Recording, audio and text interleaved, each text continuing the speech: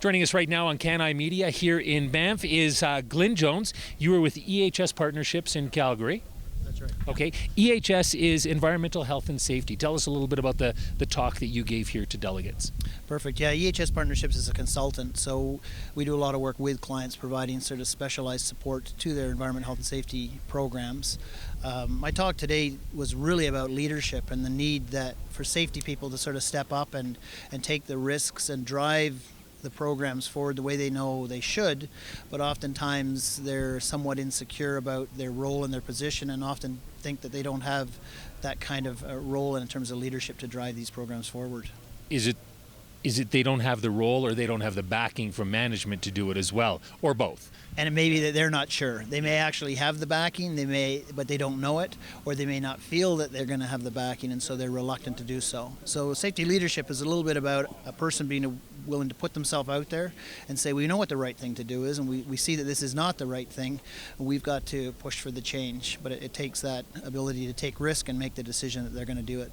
Is that the biggest thing confronting safety when it comes to the petroleum industry, is that you need people to step up and take that risk and take those leadership roles? I think so. I think if you went back maybe 20 years ago, it might be a technology issue that we really didn't have good systems. But in the last 20 years, we brought in very strong management systems. I mean, the largest percentage of companies at this conference hold a certificate of recognition, which is evidence of them having a management system in place. So the technology side of it, we're past that. I think people know what the right thing to do is, and now it's the issue of being willing to move it forward. And so to me, safety leadership is the key next thing that's necessary if we're going to improve the statistics here in Alberta. You talk about types of leadership in your presentation as well, and I'm thinking the types of leadership you're talking about are not the ones where you just go top down, you do this, no questions asked, just get it done. You're looking at other types of leadership to make the workplace safe and a good place to be, obviously. For sure. I talk about transformational leadership, transactional leadership, situational leadership, and really the message there for the audience is that it doesn't matter what position you're in, whether you are senior or less senior, whether you're people reporting to you, part of a big colleague group, everyone has an opportunity to provide some leadership, and it's about adapting your own communication style and leadership style to the situation and, in fact, the culture of the company.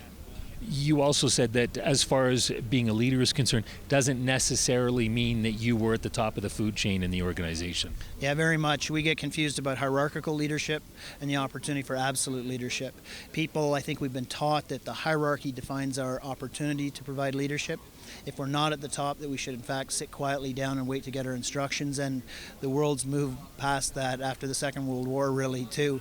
Now everyone's got a leadership opportunity, and we've got to look for the opportunities and behave in a reasonable and respectful way, but it's around consensus building and take the opportunities wherever you are in that hierarchy.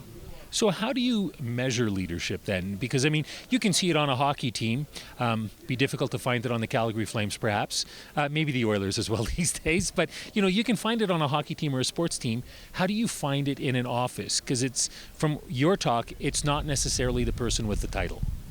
Well, finding the next leader is the tough thing, and using your hockey analogy is a good one, because as we go into the playoffs right now, some leaders are going to emerge that we didn't know were there on teams, and the same exists for every company. There are leaders there that, given the right environment, can emerge.